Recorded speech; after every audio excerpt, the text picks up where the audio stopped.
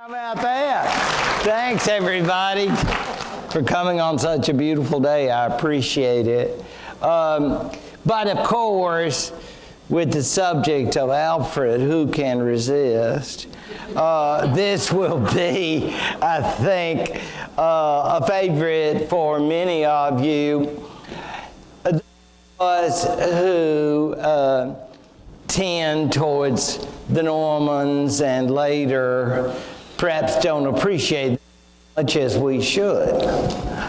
But, yeah, it's probably a little than it needs to be. But the fact is that were there not an Alfred, we usually doubt there would be an England. Perhaps that's putting too much pressure on one person, but as we are devoting virtually a whole day to him, he does get a lot of credit. It may surprise you in many ways to know that he's not a saint. We're going to say so much about him because, I mean, the press is fabulous. Just get. I mean, you know, today we speak of spinners and people who develop reputations, legends in their own time, and all the rest of it. But it's certainly true that Alfred had the credentials in many ways. If there was a problem, it's simply that they already had, I think, their quota of kingly saints. And so they got turned down. I mean, you know what I mean?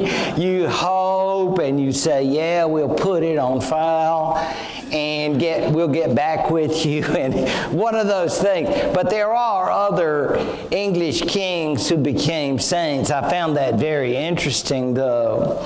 However, if this hurts you, please remember he is Alfred the Great. Okay, so you can talk about your others that you like, this one or that one, but not the great, okay? So this is a oneer. This is a big deal. So again, we may be able to use that for trivia in case someone wants to know rulers who are the great, including popes and emperors. Now, to make an England out of this mess, we have to remember, first of all, that we are still in the old heptarchy. And if you do not recall, let me refresh your memory that there were 7 kingdoms, more or less. And these kingdoms were of varying sizes and populations, and fought with each other with gusto, and were in turn Christianized up to a point, and presumably had their periods in which each, I won't say dominated, but I will say seemed in a leadership role as far as the other ones were concerned. That's about as far as I'll go with it. In other words, if you wanted to be where the action was in the Anglo-Saxon world, this is where you would go. So it's very ironic that in the 8th century, the kingdom of Mercia, there in the middle, seems to have been that particular kingdom. They even had a term for it, the Bretwalda. Another Anglo-Saxon word, Carol. Bretwalda, meaning the dominant kingdom.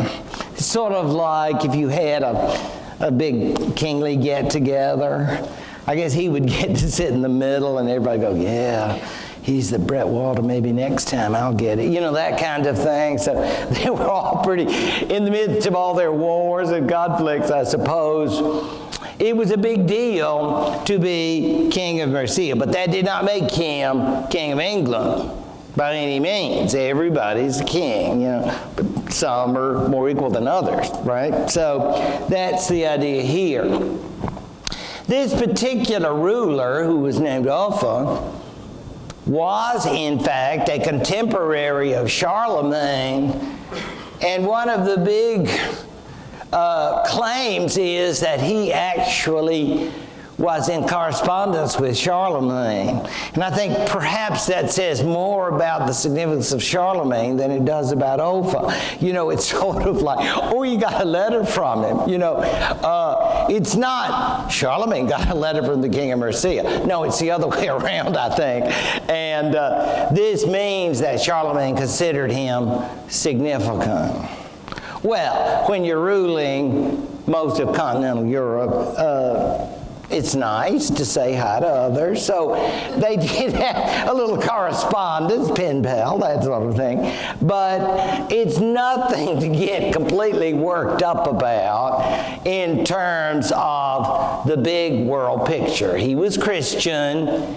He was a leader in that small world. And by the way, for those of you who will recall when we talked about medieval Europe, this bit of information comes from a source like Anhard's Life of Charlemagne in just sort of an off reference, that he would speak of Charlemagne's various connections throughout the world, that kind of their world.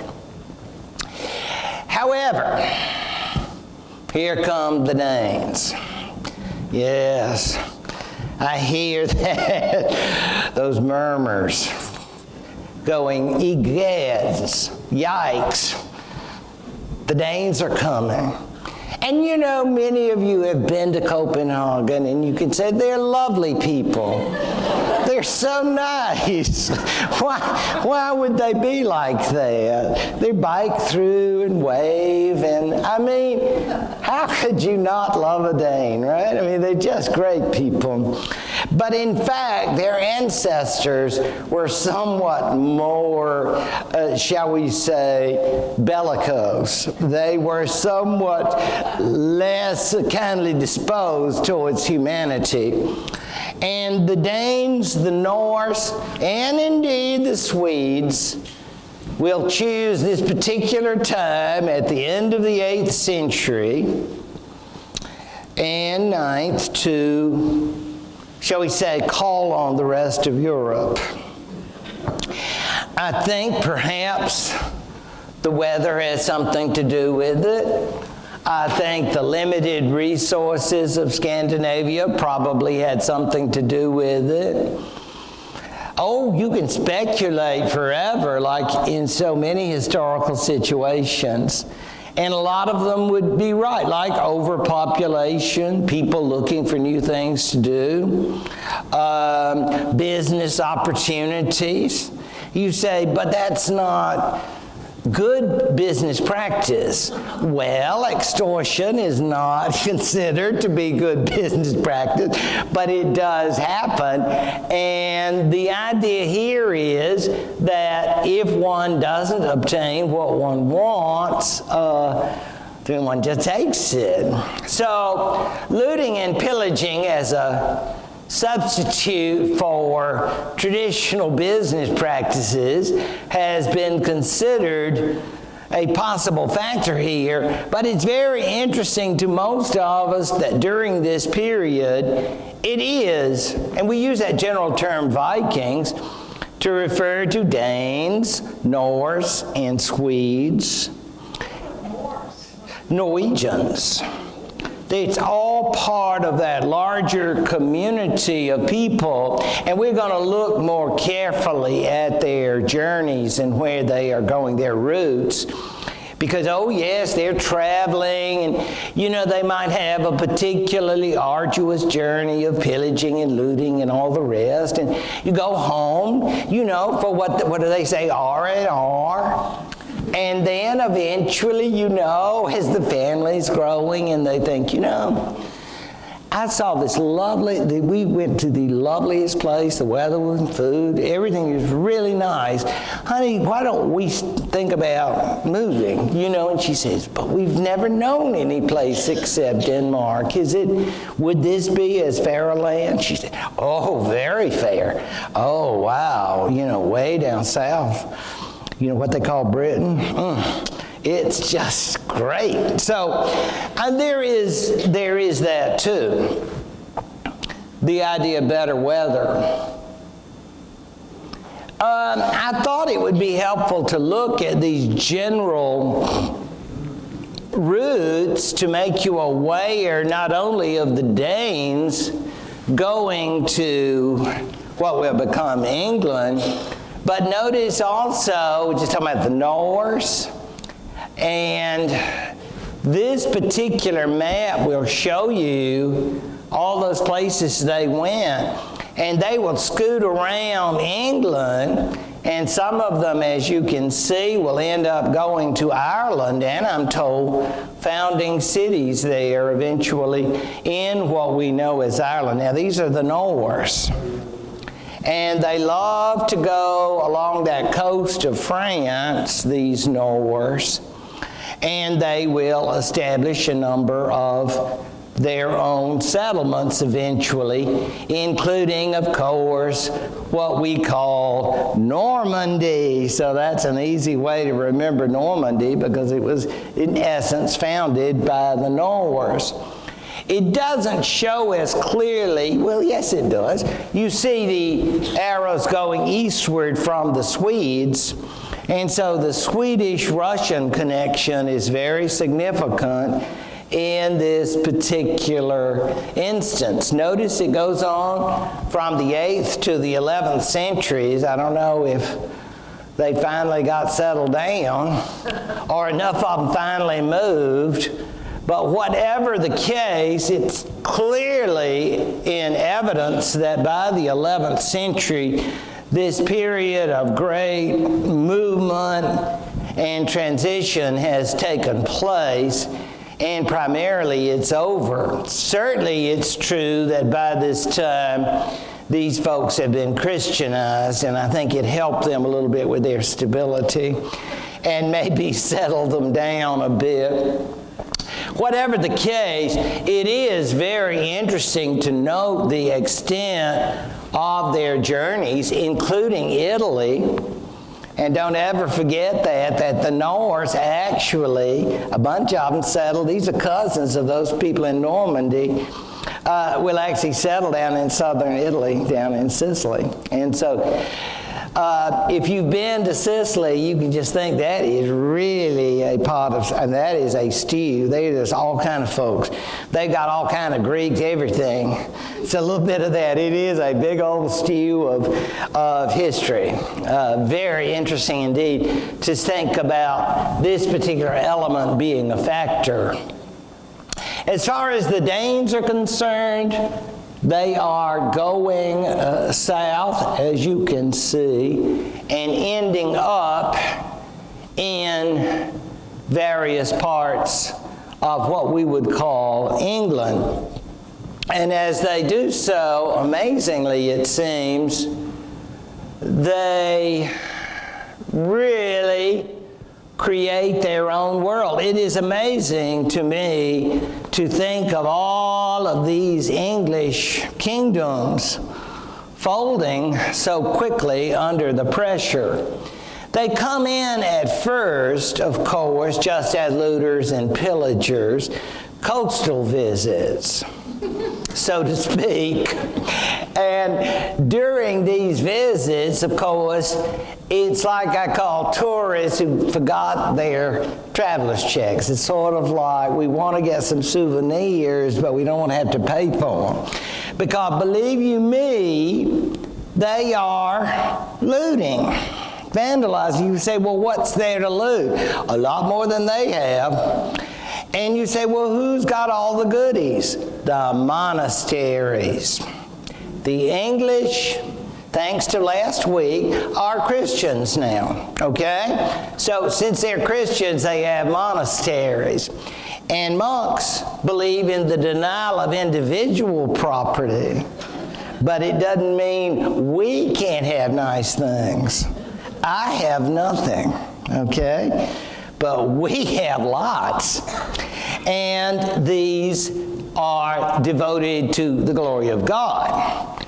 And of course, that means chalices and other particular instruments for divine worship.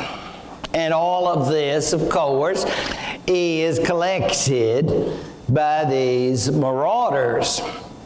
The horrors then of the invasions of these people were undoubtedly unspeakable. Stealing and then burning, looting, whatnot, was such that I have read that to their own liturgy they would add, "From the fury of the Norsemen, good Lord, deliver us." It became part of their ritualistic prayer.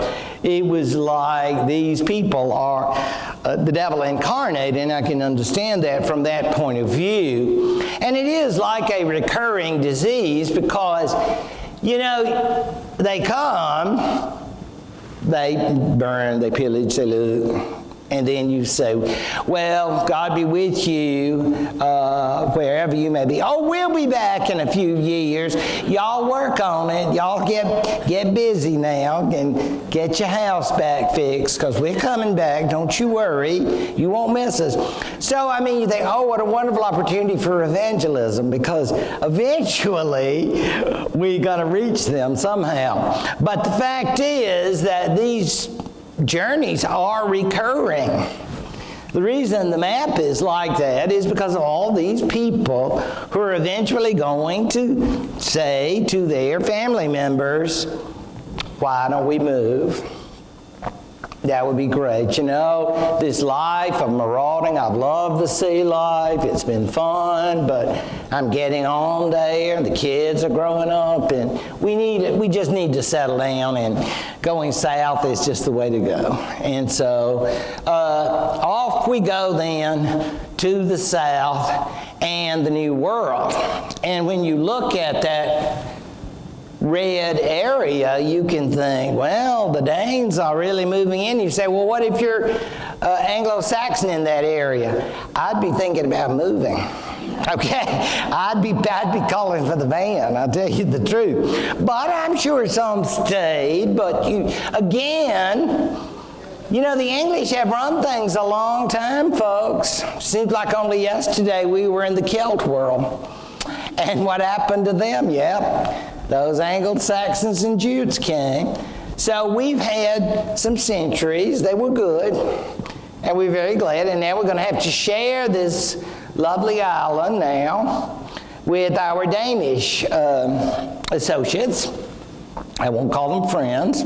And you see the area over which they rule. And you say, I vaguely remember there was a Northumbria there. Yeah, there were lots of things there. And they're all gone. They're all part of what is now known as the Danelaw, Danish ruled territories. And so that's a big slice. And you say, well, if the Danes have that much, then it's sort of like, why not just keep going? You know, keep pushing. Well, that is our point here. You know, you're going to have to push them back, as they say in the football world, right? Because we understand that this growth of Danish territory would not stop unless there were someone there to stop them. You can tell I'm building up, right, for an Alfred intro. Yeah, I'm getting it going. Oh, he's coming to a classroom near you, don't you worry. Because I just want you to get the crisis here of the Danes. And they even had a special term to refer to their enemies, the great heathen army. And you say, but isn't that hurtful? I don't think the Danes minded too much. I think they were fine with that. You can call us heathen. Just make sure we get some nice silver and gold sets, and we're doing fine, you know. Just we can do well. But the settlements are a reality, and the Danes will settle in their own ways, but without any of the, shall we say, accoutrements of Western civilization, including in particular the Christian religion. This will give you the Danelaw in pink. And then you will ask yourself, what's left? Well, there's the Grey Poupon colored Wessex. It does look to me like, not French's, but something a little more uppity than that, Grey Poupon. Down there, and that's Wessex. You say, well, that's what's left of England, because in essence, what is not held outright by the Danes in their manner, of which we do not know a great deal since they were not literate and leave behind records of yesterday we pillaged, today we're looting. It's like nothing that we can really get our hands on, which would be nice. But you say that, but all the areas don't seem to be Danish controlled, are part of Wessex. So if you notice those little lime green areas, they seem uncontrolled by the Danes, and yet no English ruler seems to have had full control of them. For our purposes, it does appear that the other monarchs of the Heptarchy are essentially gone. Okay, so they are living, as some people might like to think, without government. Okay, basically live free, if that could be possible. I think it'd be pretty insecure in those days, but they don't seem to have had a ruler.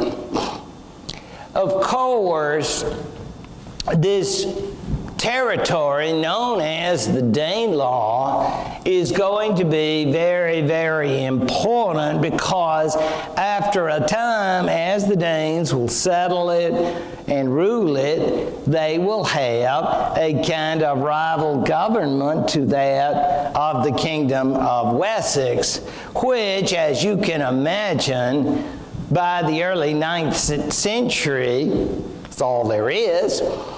But that's shaky too. And of course, then Alfred comes. Just look at it. The statue, it's like you're there. Winchester. Go to Winchester. If you were in a time machine, you could be there in 1899. Because that's when it was dedicated. And you'll note that he died in 899. So it was a big year for Alfred people. So they built this enormous statue.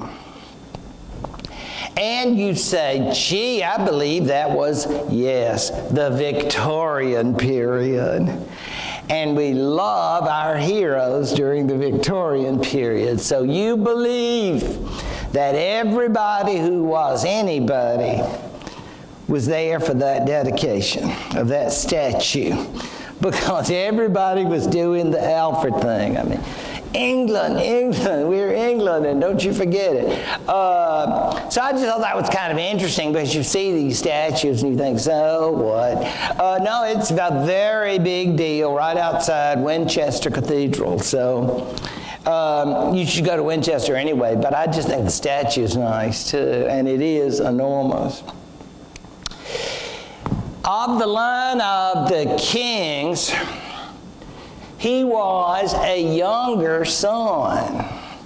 I don't know how many people realize that, but I think that's a very fascinating fact. I mean, I think you're like number 4, and you think, wow, maybe I could be a bishop. Or, I mean, your ambitions have to be kind of limited. I mean, you're not going to be a priest, but I mean, I'll be a bishop or something, or I'll study and get a PhD, or, you're not thinking, that you can be a big warrior. I mean, there's just too many ahead. But let's face it, Nobody's writing insurance policies for life insurance back then. Your life expectancy is not very high. And as a result, all three will die, and Alfred will become king. Unfortunately for Alfred, this is by no means a good time to be king unless you like crises. Because Wessex was virtually at the point of extinction. It's not as if, I guess, the great army of the heathen, to wit the Danes, were already satisfied and were saying, a la some script for a movie, let us live in peace.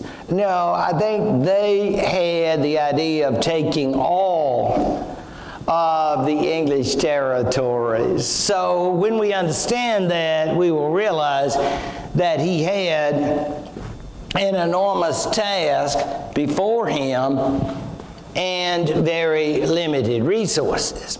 However, he had not only great aptitude, and I don't think so much as a warrior personally, but more of great ability to strategize his forces, while at the same time providing an inspiration to his warriors and to his people within the context of being a kind of island of the Christian faith within a sea of heathens and ignoramuses, might I add. And so we think of him in so many respects, in terms of the wars, but as much in terms of the scholarship, which, let's face it, lasts a whole lot longer. I thought I would quote extensively from one of our primary sources, because how many biographies do we get? This man's name was Asser, A-S-S-E-R, an English writer. You probably read it in the Old English. But I have to read it in English. And Asser, he was Welsh, and he became a bishop, and he was part of Alfred's court. And so he writes what I would consider to be a very loving and not especially objective account of Alfred's life. He's not going to show us pros and cons. As far as I know, it's completely pro. I mean, he mentions Alfred's various physical complaints, and it appears, and I don't know if you've ever read this, Carol, but that actually he suffered from Crohn's disease, what we call Crohn's disease. Through his life, he died at the age of 50. In any event, on a certain day, therefore, his mother was showing him and his brothers a Saxon book of poetry, which she held in her hand and said, whichever of you shall the soonest learn this volume, shall have it for his own. Stimulated by these words, or rather, by the divine inspiration. See, because we have to understand that there's something eternal about all this. It's not merely doing what mommy wants. He spoke for all his brothers, who, though his seniors in age, were not so in grace, and answered, will you really give that book to one of us? That is to say, to him who can first understand and repeat it to you? At this, his mother smiled with satisfaction and confirmed what she had before said. Upon which the boy took the book out of her hand, went to his master to read it, and in due time brought it to his mother to recite it. This is a guy who's going to be an Eagle Scout, okay? We just know right off that. The others, they're okay. Mediocre, but okay. But And you say, gee, who was there to back all this up? Well, nobody, but it makes for good reading. And it tells us they already can say, wow, this is a special little boy. He's not like the other kids. He really stands out. And you say, well, I guess Asa then is writing a biography that is somewhat biased. Well, of course. But at least we get some sense of the kind of individual he was. And he's certainly not just some sort of yahoo waiting to fight every whip stitch. He has other interests, like reading. Can you imagine that? And of course, reading about what? You can take a pretty good bet that it's about the Christian faith. I don't know, I'm just saying. It's probably very likely, given the nature of the intellectual life of that time.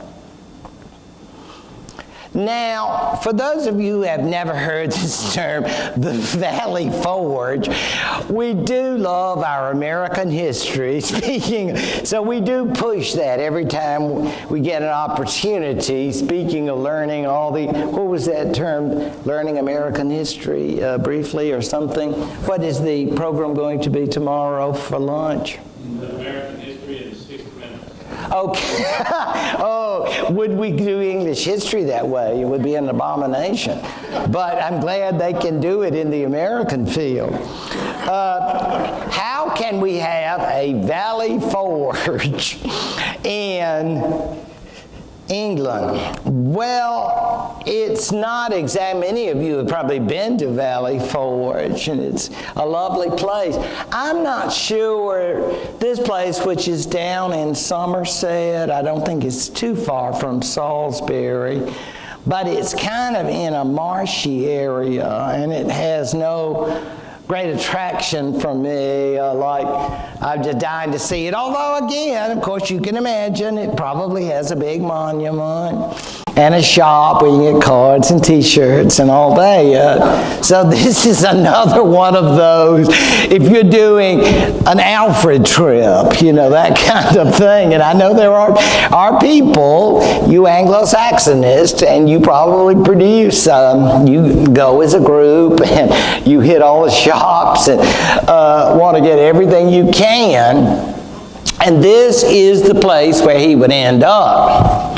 It's called the Isle of Athelney, and what it refers to is, like Valley Forge, a place when he felt as a relatively young king, I have to come up with a strategy to deal with these Danes. I must. Or else, in my own reign, in my lifetime, I'm going to see this whole kingdom destroyed. So it's up to me. And apparently he thought and he thought and he thought. So the significance is out of his days there. I guess maybe 10 days, I don't know exactly. But it was a very period of thought. And of course, out of that will come the story. Because Alfred was a man of simplicity, he stayed with a peasant woman, and she went out and told him to watch. And his thought was so completely on defeating the Danes that her cakes burned. And so this is a rather famous tale out of Alfredology that more or less informs us of how little he was concerned about the material world. And of course, he presumably didn't come up and say, ma'am, I wonder if I'm Alfred, I'm the king around here, I wonder if I could stay here with you, just hang out. And got some problems and I'm kind of working at it. You know, sure, have a cake. No, I think this is an idea of he's under subterfuge. He's sort of like, I'm just passing through, ma'am. Good, I'm glad, because I need to step out and do some things. Can you watch my cakes? You know, it's like that. And the idea is, of course, the burning of the cakes, but the saving of Wessex. And I'm sure she was grateful after he paid for the damages to her kitchen. But yeah, that's a famous tale. Again, there's so many Alfred stories, which may be legendary, but that's okay. They used to be part of what used to be said, and I'm sure it used to be, every English school child knows this. Yes, that was then, and this is now, okay, in the UK as well as the USA. But there was a time when this was common knowledge among school children. Everybody knew the tales of the brave Alfred. The defeat of the Danes and that particular battle would be, in fact, one of the great days of English history. Again, there's so many occasions where the books always say, this battle changed the course of human history and all of that. That can get a bit tedious, but I suspect we can say that the Battle of Edington in 878 was sufficiently important that insofar as the Danes in England were concerned, did change the course of their history. Because it appears their king, a man named Guthrum, was somehow willing, after that defeat, to sit down with Alfred and his entourage and say, okay, now we're here, we're not going anywhere, you're going to have to deal with us. He said, well, we want to deal with you, Guthrum. You know, you're a formidable person, and but we want to deal with you by way of peace. Okay, you're very strong militarily, Alfred, and I respect that. So, what do you want us to do? Okay, A, we're very anxious that you let Wessex be. Now, can you do that? Now, this is Wessex, and this is not yours, okay? Okay, yeah, okay. What else? Well, no offense, but you know you are heathen. We would love to get you baptized. And he says, wow, I don't know. That's a big step. I know, but it's all part of our Anglo-Danish settlement. He said, all right, and so he talks to the advisors. And this is a supposed depiction of that baptism. Why do I think it didn't happen exactly like that? There's just something about it that just looks a little too nice. But never mind all that. Guthrum will pose along, I guess, with all his Dane assistants, and Alfred will take the role of their baptismal father. Which you say, well, I wonder, that's a big responsibility to make sure, you know, you live within the faith. You say, what about the confirmation classes? Listen, I think we have to cut to the chase here. I don't think we have time for that. They don't even read and write yet. It's enough we get them baptized. So Guthrum and the Danish leaders then are going to be baptized. And I think about, why is that so significant? Well, I think it's significant for a variety of reasons. Reasons that perhaps even Guthrum didn't consider. The Christian conversion is a process of from the top down. I'm not thinking all of these Anglo-Danish people would have rushed out if some evangelist had come into the Danelaw and saying, I've got good news for you. I think, however, if their leaders become Christians, you're going to find a lot more impetus for conversions. And I think that's exactly what happened within the Danelaw. Second, I think by Guthrum becoming Christian, we're going to put him under the same kinds of moral law. As long as he's a pagan, loves idols, that kind of thing, and he breaks the peace that they established after the Battle of Addington, what are you going to say to him? Can you really say you're a perjurer? Not if you're a heathen. I don't know if heathens can be perjurers, because I guess we could debate that. But the idea is they don't have the same moral values. But once you've been baptized and you commit the big P, perjury, well, damn you. Okay? I mean, let's face it, it is very serious. Heathens, not so sure, because when they lie in ignorance, because that's just the way they are.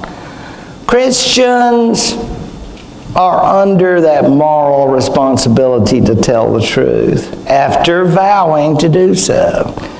Now, that's my theory, and so you can take it for what it's worth. But I just see this baptism of Guthrum, and then you wake up the next door and you put on some big shirt, I love idols. I don't think that matters. You've been baptized, okay? So, I mean, it's not like keep them in the closet, okay? Okay? Because now you are part of this broader nation of Christians.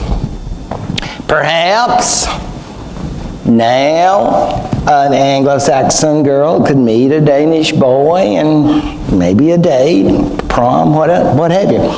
But yeah, I mean, that's the idea. There could be some new opportunities for social interaction. Because we wouldn't have wanted, some guy, what faith is he? Oh, he's pagan. No, I don't think that's going to work. But now, possible over time. But again, I do mean time. Because it is by no means a certainty that once Guthrum is baptized along with his entourage, that we are then going to have some sort of settlement and peace and everything is going to be good. Because it isn't. And now we're going to have a 5-minute break. Tell us a little bit about language and literature, because this is not Latin and it's not Old French, because that kind of leaves me out. So Carol knows a great deal about this, and I'm going to ask her if she would speak about this. Thank you. Well, the good news is that it's a little competition. After I say what I'm going to say, Professor Keckleiter is going to memorize this, and next week he's going to he's going to get the whole book. Yeah. I'll turn it on after I make a few. I'm not sure what I'm doing here, but I was asked to talk about language. English is a mongrel, undisciplined language, and what happened is that when the people who were living in what is now England were conquered by the Romans, they were Celts. They spoke a Celtic language, or several. Celtic languages are the ones like Welsh and Cornish and Scottish and Irish. And when the Romans conquered in when the Romans came and conquered them, then the Romans left in 410, and the people who were living in England at the time, it was not called England then, they were wimpish and spoiled, and they had no way of fighting against those people who came across from Germany and the Scandinavian countries to conquer them. And they just simply were pushed over to the edges of the island. The Welsh went over to the west, the Scots went to the north, and the Cornish went down to the south part of the island. And the Scandinavian people came in, and they were speaking a language that is a Germanic language. English is a Germanic language. English and all of the Norwegian languages are Germanic. And these people came in and they stayed. And this was at the beginning of the 5th century, by the 7th, 8th century, they had moved the language in England away from the ones on the continent somewhat, and it became English, sort of. It was Old English. And that's what this is here. This is the language of Beowulf. And this is not Middle English. This is Old English. And if you really want to read Old English, you have to study it, and it differs from modern English in several ways.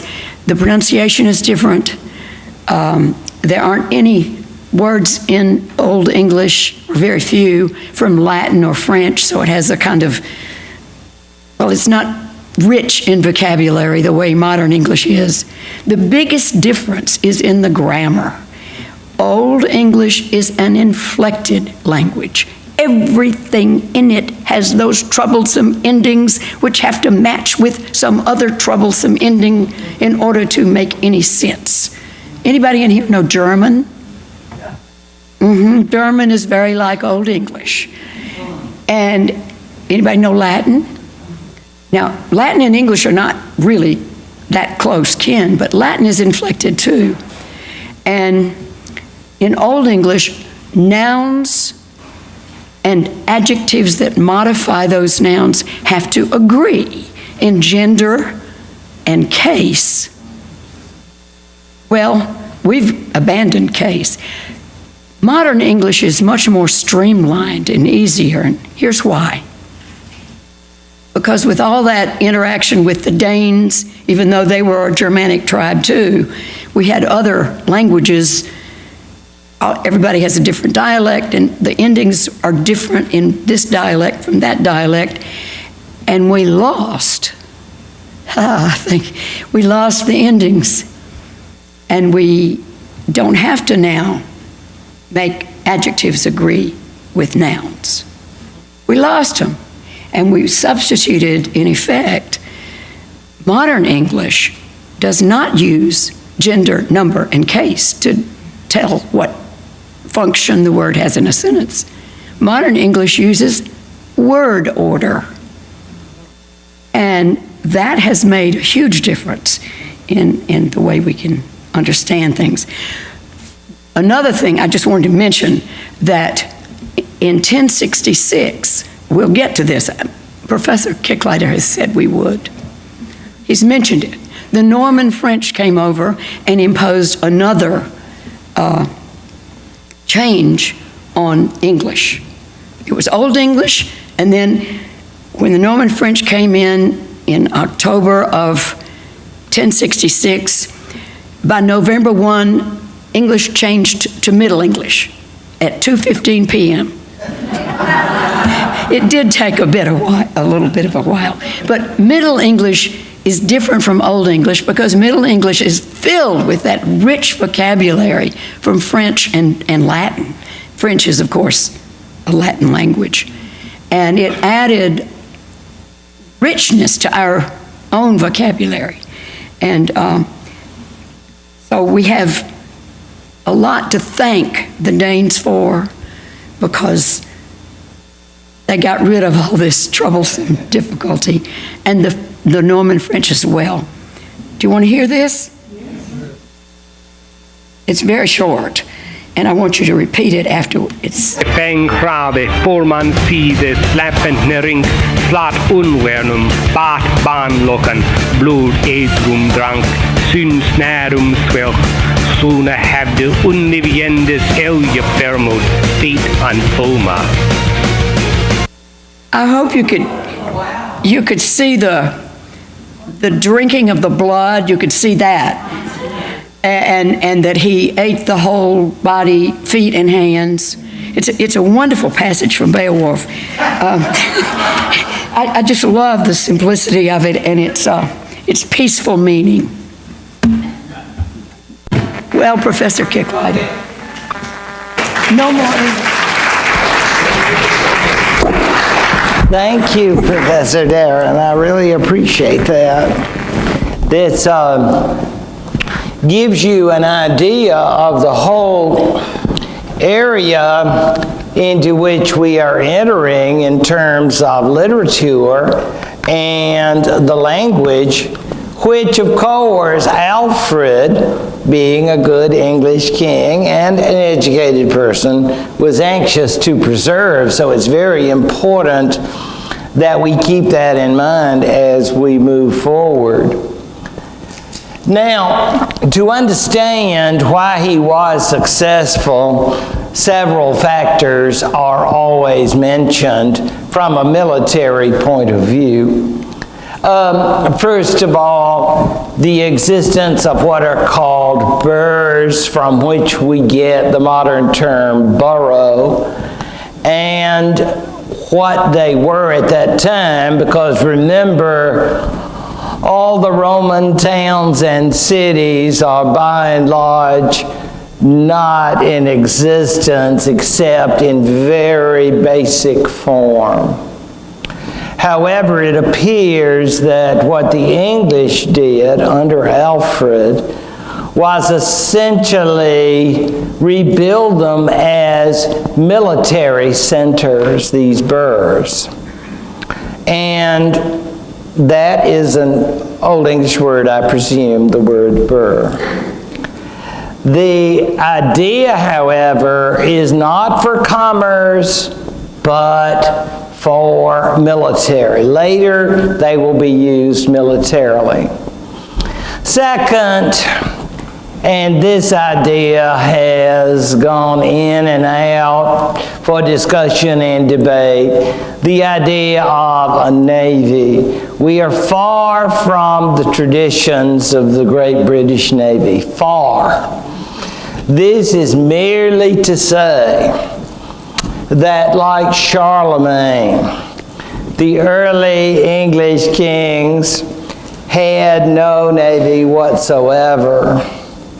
And therefore, as some of you know, even in Charlemagne's later years, the Vikings began to attack his empire, but he had nothing to repel them. Sometimes the great ones, like Charlemagne, it's time for them to leave the scene. And in this case, the idea is that Alfred was able to take funds and construct more effective vessels, 30 to 40, that were superior to those of the Danes. So it is said. And finally, the use of the English ford. The idea here is that every adult male, presumably, would be involved in the defense of Wessex.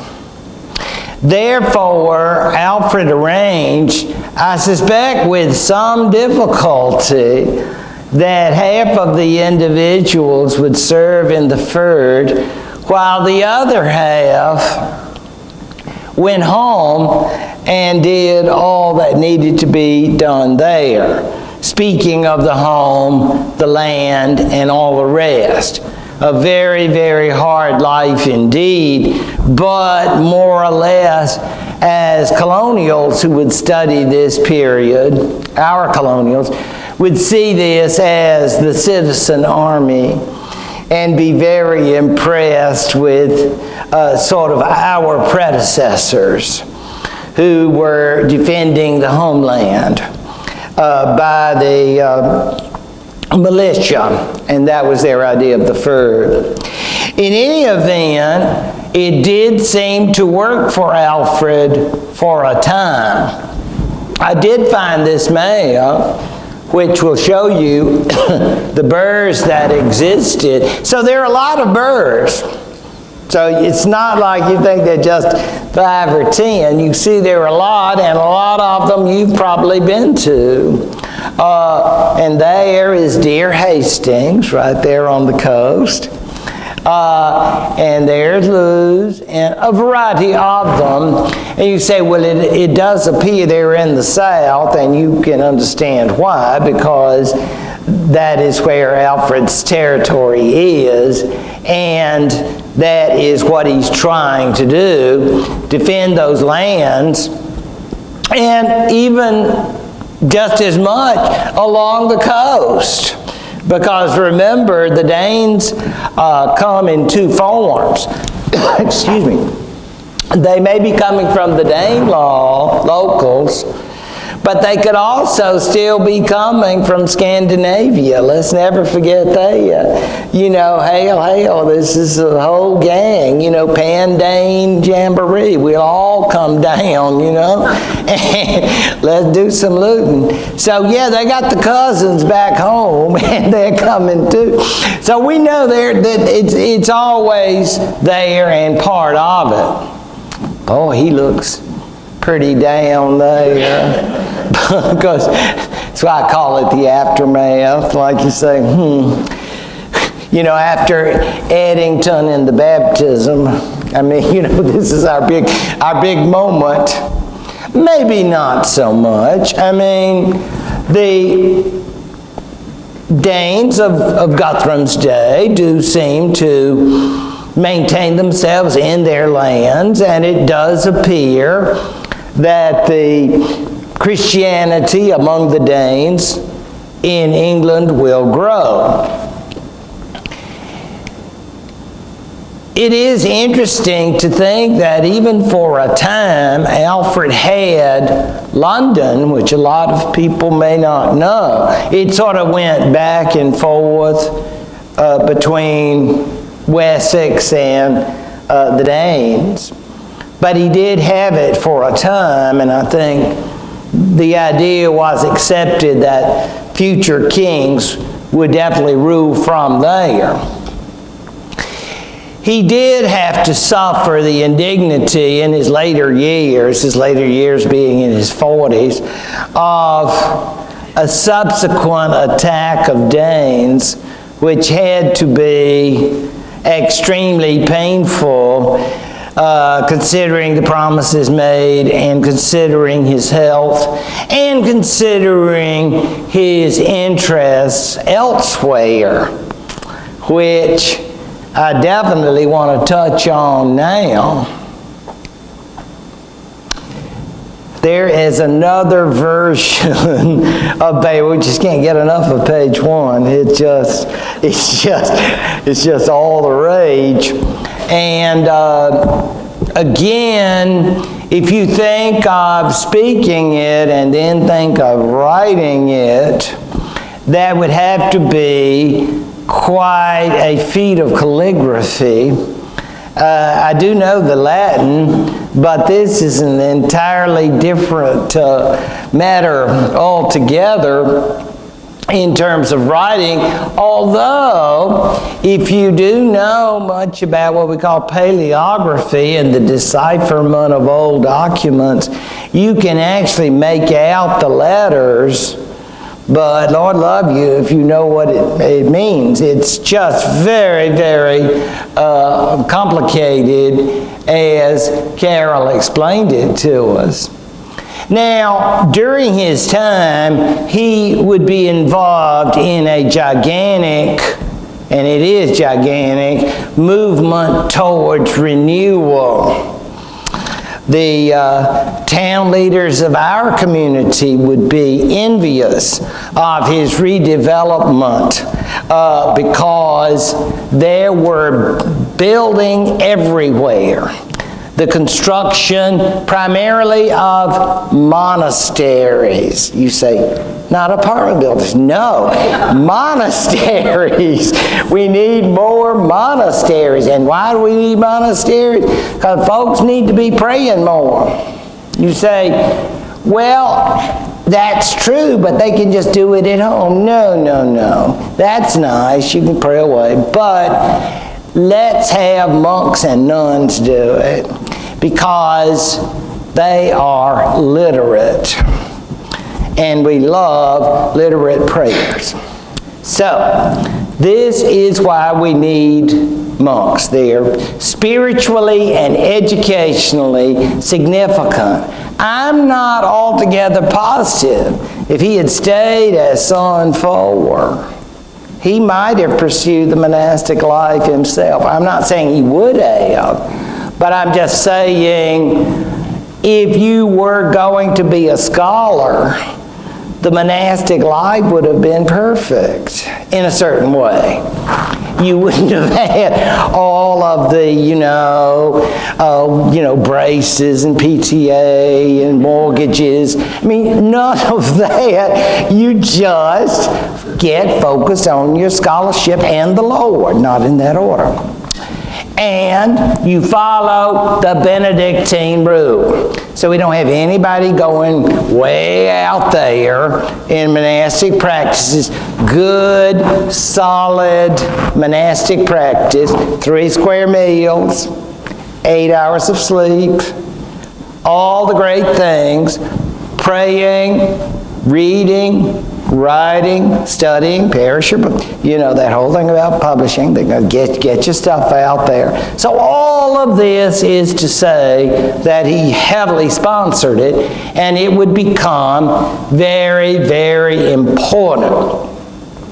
So they are going to be Benedictine. It's not like, well, we want to have a monastery, but we would like to go in a different direction. No, I think you're going to be Benedictine. So I don't think it's sort of like a ballot and you mark Benedictine or other. I think Alfred pretty much had you down for Benedictine because he liked the way that structure and emphasis on learning was about, because that was very important.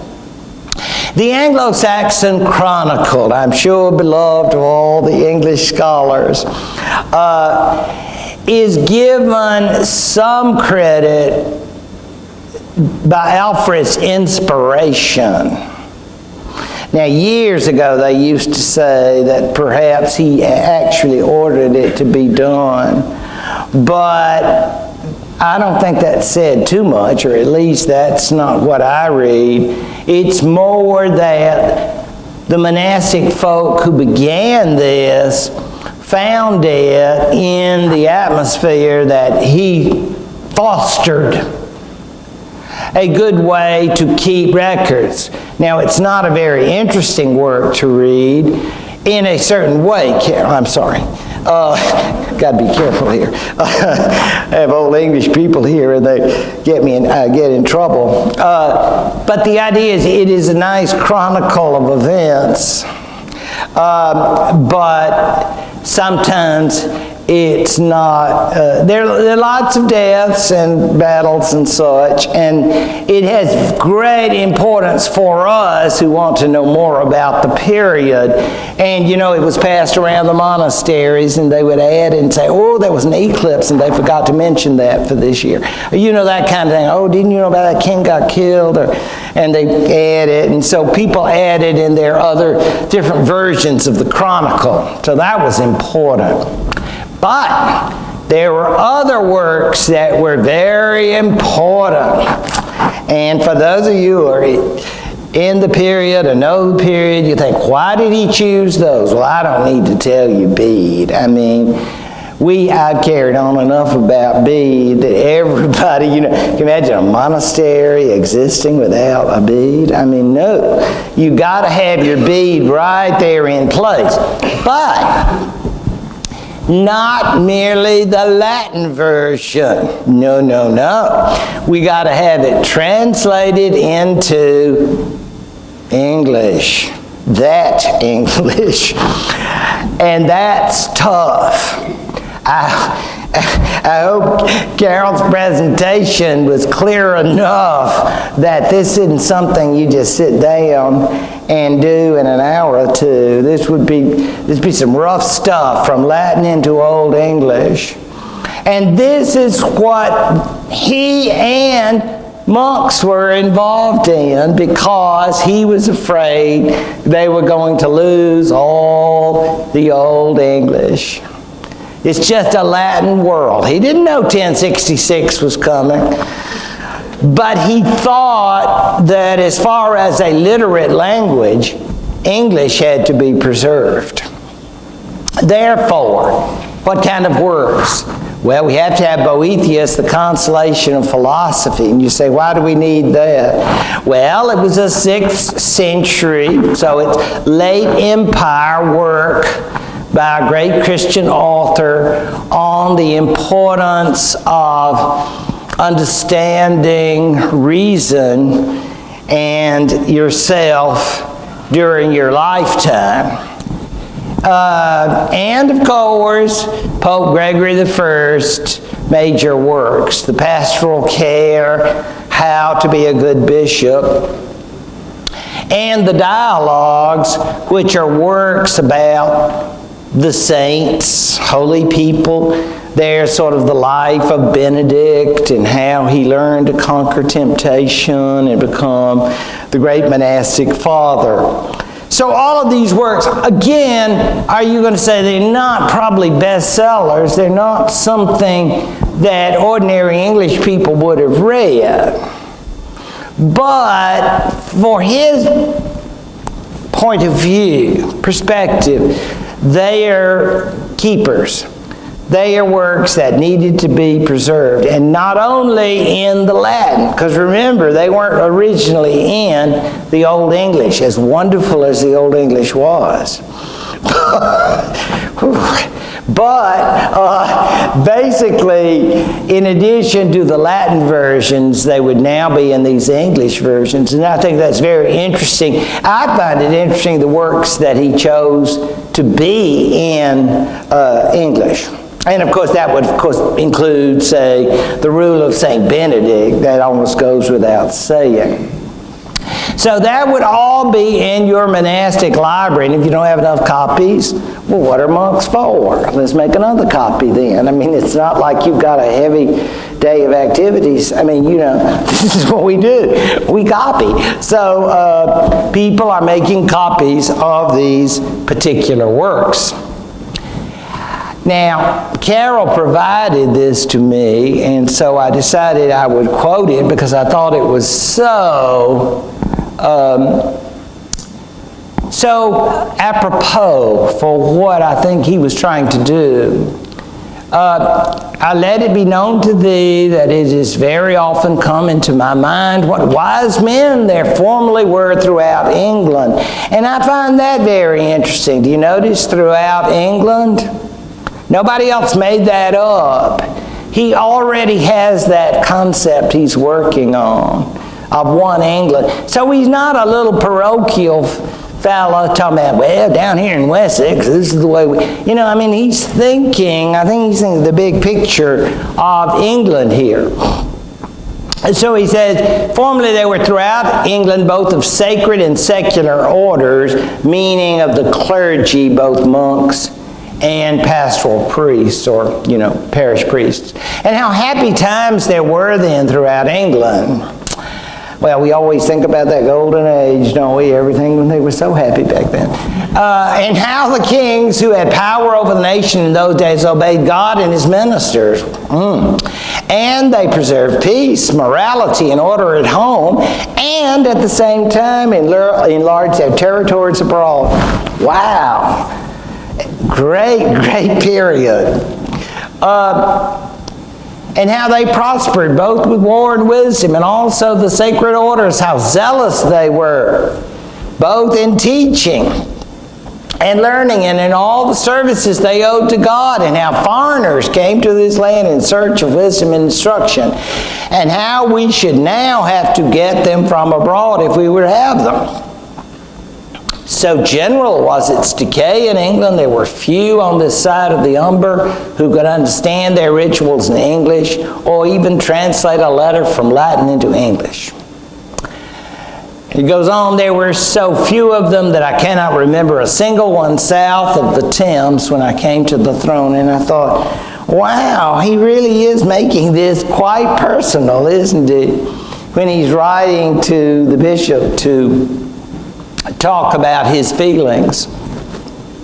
Thanks be to God Almighty that we have any teachers now, and therefore I command thee to do as I believe thou art willing, to disengage thyself from worldly matters as often as thou canst. I think the worldly matters is probably looking after the diocese. I don't want you to get any ideas. As often as I canst, that thou mayest apply the wisdom which God has given thee wherever thou canst. Consider what punishments would come upon us on account of this world if we neither loved it ourselves nor suffered other men to obtain it. We should love the name only of Christian and very few of the virtues. In other words, I think in this particular introduction to the pastoral care, which he may well have translated himself from the Latin into the Old English, which just seems incredible to me, I think we appreciate how much this meant to him in terms of the future. Because if this is a man, as we know, who was suffering from Crohn's disease daily, and he's in his 40s, and must already be thinking about the end of his time, how important all of this is. Certainly the legacy of Christianizing the Danes and establishing a border with them is important, but so is establishing an English tradition of learning and literature in a world of so much wreckage. Well, 50 to 60 years later, his great-grandson, Edgar the Peaceful, will come to the throne, peaceable I should say, and he gets the reputation of following in King Alfred's footsteps in the sense of uniting the territories under him. It's a long, slow process. It's not to say that from Wessex, the Danelaw, and all of the other territories suddenly collapsed under Wessex authority. But by the mid to late 10th century, there is a recognizable England in physical form, and it will also be one that will be sufficiently strong to withstand continuing Danish attacks. And it kind of interests me to think that maybe there were even Danes against Danes by this point, given the level of civilization that those who had settled with the Anglo-Saxons had obtained. But how can we leave this world without a reference to St. Dunstan's, the church's own namesake here in town? St. Dunstan of Canterbury. If you've been by there and thought, what is the big deal about St. Dunstan? All you need to do is talk to someone from the Anglo-Saxon period, and they will be only too glad to tell you. St. Dunstan, who became Archbishop of Canterbury after being a bishop several times over, will have a long and distinguished career in the church, both in his devotion to the faith and in his great scholarship. There is no sense in wondering, considering what we will find out about the church later on, that some of these churchmen were quite chummy with the rulers. because that's just the way it was then. They didn't think anything was bad about it. They didn't think, well, maybe I shouldn't get too close because he might try to influence my decisions. They thought all this was great. We're buds, and Tom and Jerry, you know, that kind of thing. We'll run together. So there you have Dunstan, who again, just with that great vision of Alfred, is going to work to ensure the continuation of scholarship. And you think, why are all these people going into monasteries? Well, I would think with the limited vocational opportunities for some, especially those of a scholarly bent, this would be not a bad life. In any event, it does grow, and as it does, it grows in ways that some might find surprising. The houses become quite wealthy, quite powerful. I'm not saying the individuals, I'm saying the house. Remember, it's not mine, it's ours. And that's what I'm talking about, corporate property. They will have elaborate rituals. Nothing is meant to be simple. There will be some who go off and have those ways, but not the ones that are sponsored in this day. They have so much to make up for by the 10th century, after all the losses the monastic world does. And St. Dunstan, along with Edgar the Peaceable, his patron, is going to be a major figure in this. So by the end of the period, it would seem that the accomplishments are great, and they are. Unfortunately, it will be difficult to maintain because, let's face it, there's just one Alfred.